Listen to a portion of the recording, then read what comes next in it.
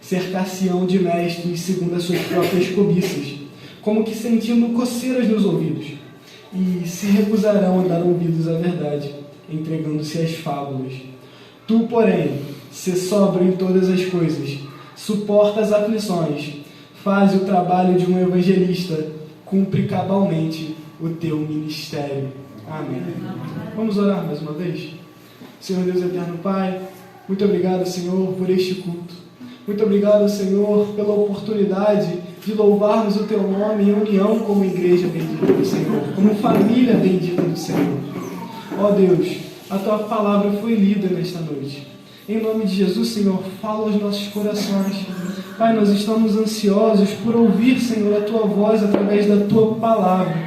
Em nome de Jesus, Senhor, edifica-nos segundo a Tua vontade, segundo o Teu Filho Jesus, mediante o Espírito Santo, através da palavra. Em nome de Jesus, Senhor, abençoa os meus irmãos, abençoa esta igreja, abençoa o reverendo, abençoa, Senhor, toda esta união da família bendita do Senhor que está aqui. Em nome de Jesus, Senhor, esta é a minha oração e eu já te agradeço. Amém. Amém. Amém. Aleluia.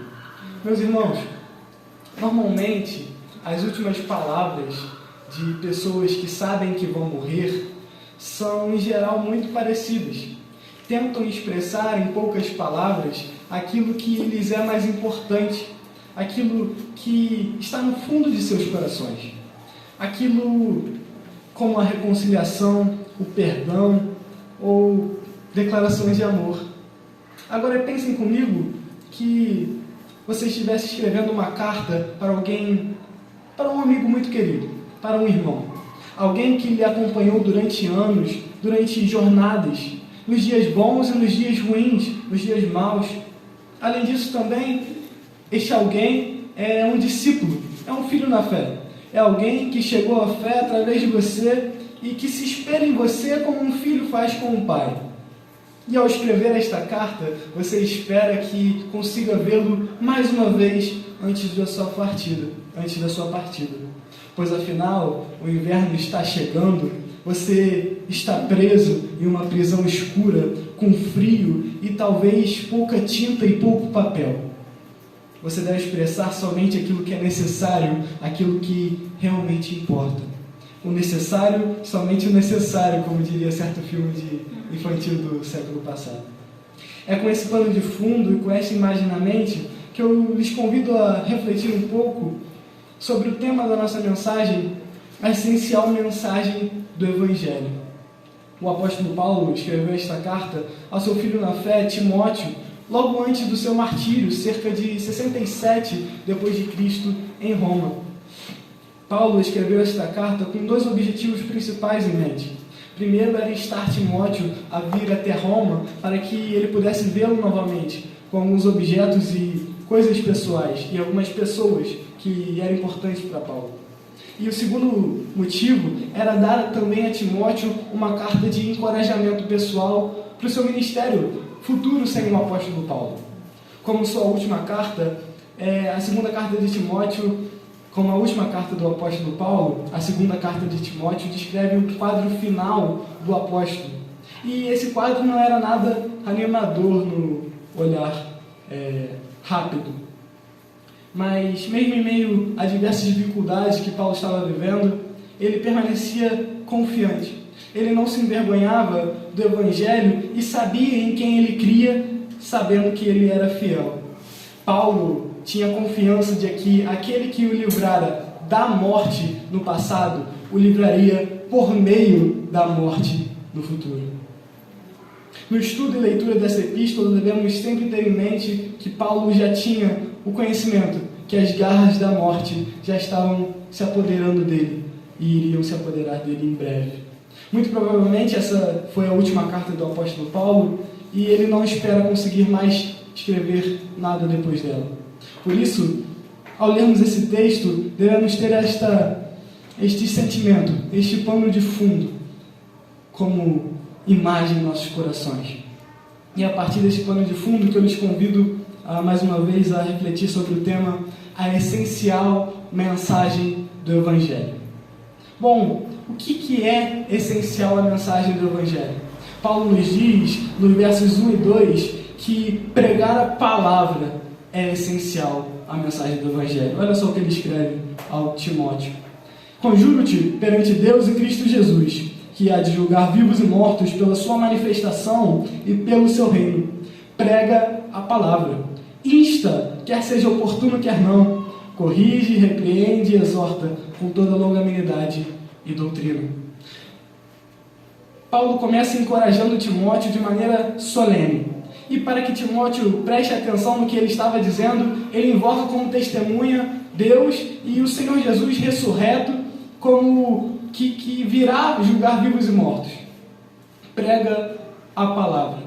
Apenas com essas 3 palavras, Paulo exorta Timóteo de maneira tão profunda que talvez nós nem sequer possamos arranhar a superfície nesta noite. Prega a palavra. Meus amados irmãos, que exortação. Que exortação tão carregada. Tudo que Paulo ensinou a Timóteo durante idas e vindas, durante jornadas, andando, navegando, livre ou solto, apanhando por causa do Evangelho, foi resumido pelo apóstolo Paulo nessa frase: prega a palavra, Timóteo. Porque é através da palavra, exposta de maneira fiel, de maneira pura, que Cristo Jesus é apresentado de maneira edificante. Meus irmãos, existem tantas pessoas, tantos pregadores do Evangelho que fazem tantas coisas com a palavra de Deus e não pregam a palavra. Somos instados por Paulo, a partir desses versos, a viver a palavra, a pregar somente a palavra, somente aquilo que ela nos diz. Timóteo, diz Paulo, Timóteo, não se encante com as vãs filosofias que rápido se levantam e rápido caem. Não se encante por elas. Se mantenha firme, Timóteo. Se mantenha alicerçado na palavra que é eterna. No final do capítulo anterior ao capítulo 4, nos versos 14 e 17, olha só o que o apóstolo diz a Timóteo. Tu, porém, permanece naquilo que aprendeste e daquilo que foste inteirado, sabendo de quem o aprendeste, e que desde a infância sabe as sagradas letras, que podem tornar-te útil, sábio, para a salvação pela fé em Cristo Jesus. Toda a Escritura é inspirada por Deus e útil para o ensino, para a repreensão, para a correção, para a educação na justiça, a fim de que o homem de Deus seja perfeito e perfeitamente habilitado para toda boa obra. Permanece naquilo do que já aprendestes, naquilo do que já fostes inteirado, do que já aprendestes de mim, Timóteo. Pois é por meio dela, a Escritura, que somos habilitados a crer pela fé em Cristo Jesus, nosso Senhor ressurreto, Timóteo. Se mantenha nela. Timóteo, meu filho, toda a Escritura é inspirada por Deus. Do Gênesis ao Apocalipse, e toda ela é útil para nos ensinar o que é verdadeiro, para nos fazer perceber o que não está em ordem em nossa vida. Ela nos corrige quando erramos, nos ensina a fazer o que é certo. Deus a usa para preparar e capacitar o seu povo para toda boa obra, diz a tradução NVT. Esteja sempre preparado para pregar as boas novas da salvação, Timóteo. Quando a ocasião for favorável a você, ou quando ela não for. Paulo e Timóteo sabiam muito bem que pregar o Evangelho muitas das vezes não vai trazer tapinha nas costas, louros, aplausos, não. Muitas das vezes trará forte repreensão, açoites, chicoteamentos e, como Paulo estava preparado para viver, até a morte. Corrija, Timóteo, as pessoas que se desviam da sã doutrina com amor. Repreende os errantes com a palavra de Deus e os exorte. De que maneira, Paulo? Com toda paciência e doutrina, ensinando-os a olhar para o Evangelho, a olhar para a cruz de Cristo, a olhar para o Cristo ressurreto e matar o seu orgulho, matar o seu eu, negar a si mesmo e tomar o fardo que é leve e seguir a Cristo nos seus passos. Muitas pessoas têm medo da palavra doutrina, porque, afinal, como dizem alguns, a letra mata e o espírito vivifica. Lembre-se, meus irmãos, texto sem contexto vira pretexto para heresia. O que esse texto realmente quer dizer? O que Paulo está falando? Será que realmente a letra mata e o Espírito vivifica? Vamos lá até a segunda carta de Coríntios, no capítulo 3. Vamos lê-la? Segunda carta de Coríntios, capítulo 3, verso 3 a 8. 2 Coríntios, capítulo 3, verso 3 ao 8.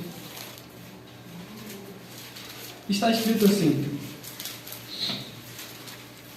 estando já manifestos como carta de Cristo, produzida pelo nosso ministério, escrita não com tinta, mas pelo Espírito do Deus vivente, não em tábuas de pedra, mas em tábuas de carne, isto é, nos corações.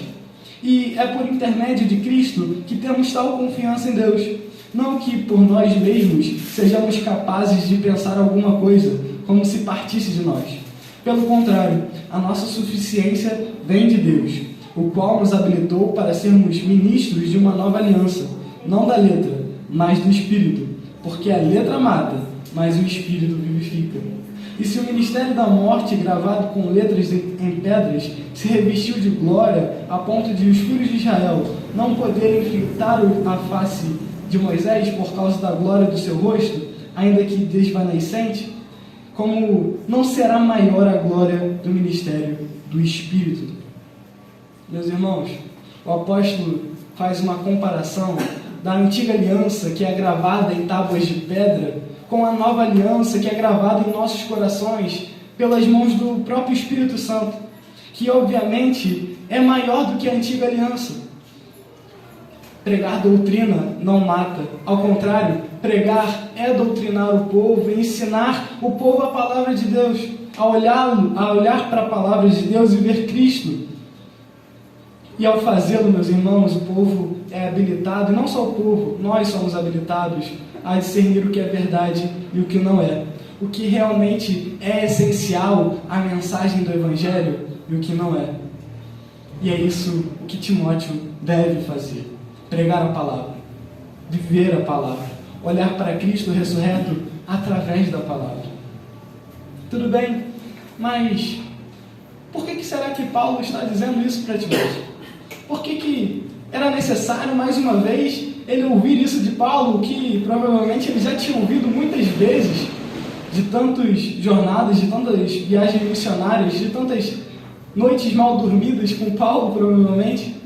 Por que era necessário Paulo, mais uma vez, exortar Timóteo a pregar somente a palavra, a falar somente a palavra? Por que será, Paulo? Olha só o que Paulo diz nos versos 3 e 4. Pois haverá tempo em que não suportarão a sã doutrina. Pelo contrário, cercar-se-ão de mestres segundo as suas próprias cobiças, como que sentindo coceira nos ouvidos, e se recusarão a dar ouvidos à verdade, entregando-se às fábulas. Paulo dá a razão da exortação que ele já provavelmente havia feito a Timóteo, a se manter fiel e firme nas Escrituras nos primeiros versos. Ele alerta sobre um tempo no qual as pessoas não mais suportarão essa doutrina, não suportarão mais o Evangelho de Deus. Esta palavra suportar tem o sentido de tolerar, de realmente suportar um peso, ou seja, a palavra não mais vai descer pela garganta do povo. A palavra e o Evangelho serão intragáveis, indigestíveis. Calvino, ao comentar esse texto, diz que, ao dizer que não suportarão essa doutrina, seu intento é indicar que não só se enfastiarão dela ou a desprezarão, mas que realmente a odiarão. Ela a qualifica de sã, ele a qualifica de sã em função de seu efeito de instruir-nos na piedade. No próximo versículo, ele a qualifica de verdade, significando que a sã doutrina é aquele manejo puro e natural da palavra de Deus, e a contrasta com as fábulas, as vãs imaginações pelas quais a retidão do Evangelho é corrompida. O Evangelho, meus irmãos, é amor, mas também é condenação. É libertação do jugo de Satanás e da lei, mas também é um caminho estreito que leva a uma porta também estreita. Todos nós sabemos João 3,16 de cor, porque Deus amou o mundo de tal maneira que deu seu Filho unigênito para que para que todo aquele que nele crê não pereça, mas tenha vida eterna. Contudo, meus irmãos, nós não nos lembramos de ler mais 2 versículos adiante. João 3,18, no qual está escrito: quem nele crê não é julgado. O que não crê já está julgado, porquanto não crê no nome do unigênito Filho de Deus. O Senhor Jesus nos diz: entrai pela porta estreita, porque larga é a porta e espaçoso o caminho que conduz para a perdição, e são muitos os que entram por ela. Porque estreita é a porta e apertado é o caminho que conduz para a vida, e são poucos os que acertam por ela. O Evangelho segundo Mateus, capítulo 7, versos 13 e 14. Meus amados irmãos, afirmar que existe uma verdade, afirmar que existe um padrão absoluto que é a palavra de Deus, e afirmar que existe um Deus sobre tudo e todos, hoje é loucura. Pregar que não existe nenhum outro mediador entre Deus e os homens, a não ser Cristo Jesus, homem, é loucura. Pregar que não existe nenhum outro nome dado entre os homens, pelo qual importa que sejamos salvos, é loucura aos olhos do mundo. Somos taxados de retrógrados, somos taxados de homofóbicos, fanáticos, por pregar Cristo crucificado, que é escândalo para os judeus e loucura para os gentios. Mas nós, meus irmãos, não devemos nos envergonhar do Evangelho, porque ele é o poder de Deus para a salvação de todo aquele que nele crê, primeiro do judeu e também do grego, visto que o Evangelho se revela de fé em fé, como está escrito: o justo viverá por fé. Romanos capítulo 1, versos 16 e 17, os versos da Reforma Protestante de 1517. Paulo nos diz que pessoas iriam buscar mestres que lhes digam apenas aquilo que lhes agrada aos ouvidos, rejeitando a verdade e correndo atrás de mitos. Não tendo mais estômago para o ensino sólido e concreto, vão se encher de alimento espiritual estragado. Mensagens cativantes que combinam com as suas fantasias e as suas fábulas. Vão virar as costas para a verdade, trocando-a por ilusão. Mais e mais vezes, pessoas têm se interessado por fábulas, mitos, distrações e entretenimento nos púlpitos das igrejas, e não por uma pregação pura e simples do Evangelho. Porque, meus irmãos, o Evangelho é puro e simples. Pregar o Evangelho é apontar para Cristo crucificado, Cristo que ressurgiu dos mortos, e pregar que Ele vive, que Ele ressuscitou dos mortos, e a partir da sua ressurreição dos mortos, nós temos uma nova vida. Mas, mais e mais vezes, pessoas preferem outras coisas a não ser o Evangelho puro, que corrige, que repreende, que exorta. Reverendo Hernandes Dias Lopes disse certa vez que se a teologia não for boa, quanto mais se prega, pior fica. E é a pura verdade. Estamos interessados por homens que têm oratória, homens que discursam discursos engraçados e consoladores, que afagam o nosso ego, mas não pela palavra de Deus, não por Cristo. Meus irmãos, que nós possamos estar atentos ao que nós ouvimos, aqueles homens, aquelas mulheres que nós ouvimos, que nós possamos olhar para Cristo e somente para Cristo, não para as vãs filosofias, não para a sabedoria que qualquer outra coisa possa nos dar, não por aquilo que o mundo possa nos dar, riquezas, coisas, enfim, qualquer outra coisa, mas Cristo ressurreto.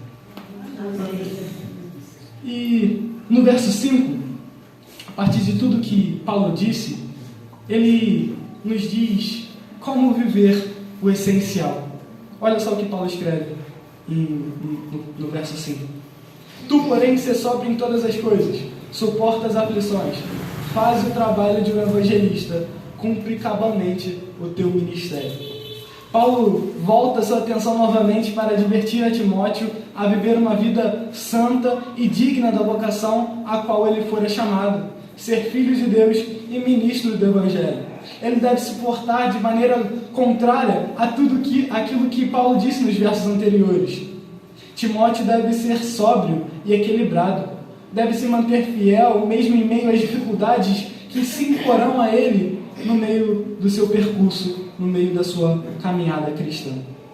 Algo que tanto Paulo quanto Timóteo experimentaram largamente durante as suas viagens missionárias e ministério. Dificuldades essas que se manifestarão enquanto ele se manter fiel à palavra de Deus e ao seu evangelho. Porque a partir do momento que ele não se manter fiel e ele começar a colocar coisas na palavra que não estão nela, essas dificuldades muito provavelmente não existirão.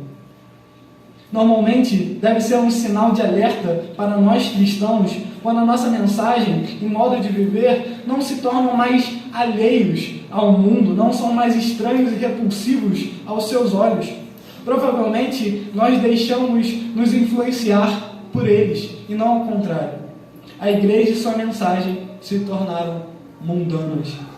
Uma das maiores estratégias de Satanás é implantar lobos em meio ao rebanho, é implantar mentiras junto à verdade. Muitas vezes nós imaginamos que um falso evangelho é totalmente falso. Não, muito provavelmente tem uma mentira junto com uma verdade junto com uma mentira. Isso nos engana. Ou então, colocar falsos mestres que pregam nos púlpitos e arrebanham multidões atrás deles. Timóteo deve se manter sóbrio e equilibrado. Deve suportar as aflições por se manter fiel a Cristo e a sua palavra, a sua mensagem, a sua boa nova de salvação. E além disso, ele deve fazer um trabalho de evangelista. Ele deve, mesmo quando o mundo o rejeitar e rejeitar a sua mensagem, deve proclamar essa mensagem ao mundo, deve proclamar essa mensagem no seu trabalho, na sua vida, na sua família, aos seus amigos.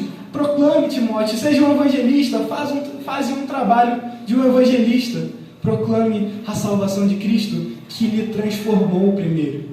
Algo interessante, meus irmãos, é que todos nós só estamos aqui porque Cristo nos salvou. Eu só fui convidado pelo reverendo Weber para trazer a palavra a vocês, porque uma vez Cristo me salvou, uma vez Cristo me transformou e me quebrou por inteiro, então meus olhos foram abertos para Cristo.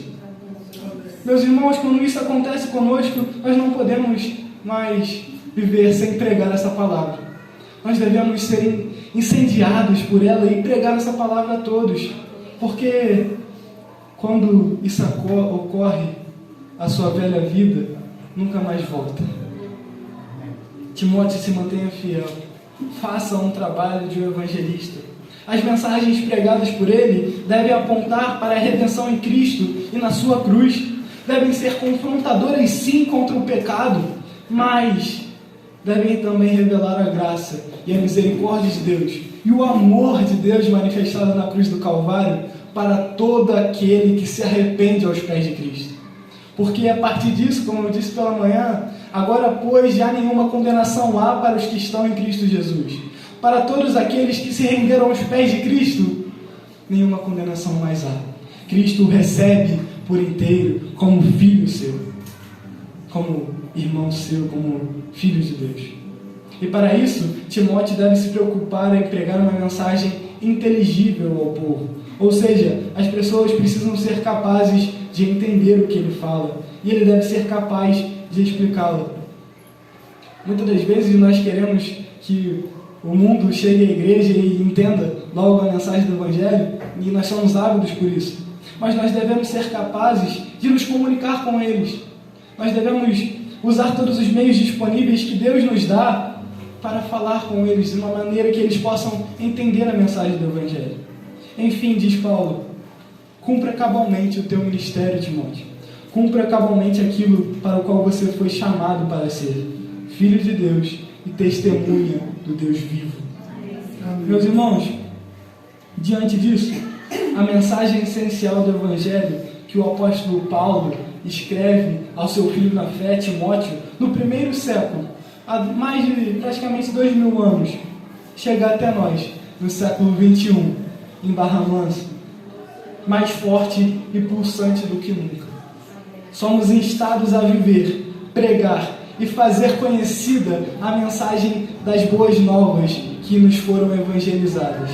Que o Senhor Jesus, o Senhor e Salvador da nossa vida, o Redentor, aquele que morreu, mas está vivo pelos séculos dos séculos, possa nos ajudar nesta tarefa até aquele glorioso dia final. Que o Senhor nos abençoe e nos ajude. Em nome de Jesus Cristo. Amém. Vamos orar? Senhor Deus eterno Pai, muito obrigado, Senhor, pela Tua mensagem. Muito obrigado, Senhor, pela Tua salvação. Muito obrigado, Pai, pelo Teu Filho que se entregou por nós na cruz do Calvário. Ó Senhor, lava-nos dos nossos pecados. Perdoa-nos as nossas falhas, Senhor. Perdoa as nossas dívidas. Pai, ajuda-nos a olhar para Cristo. Ajuda-nos a transformar-nos, Senhor, segundo a Tua vontade, segundo a Tua palavra. Ajuda-nos a olhar para ela e somente para ela. A estarmos, Senhor, com os ouvidos atentos e os corações abertos somente à palavra, que é a verdade. Em nome de Jesus, Senhor, abençoa esta igreja com o Teu Espírito Santo, com a Tua palavra, Senhor. Edifica esta igreja com o Teu Espírito, Senhor. É isso que eu te peço e já te agradeço em nome do Teu Filho Jesus Cristo. Amém e amém. Muito obrigado, meus irmãos. Deus abençoe.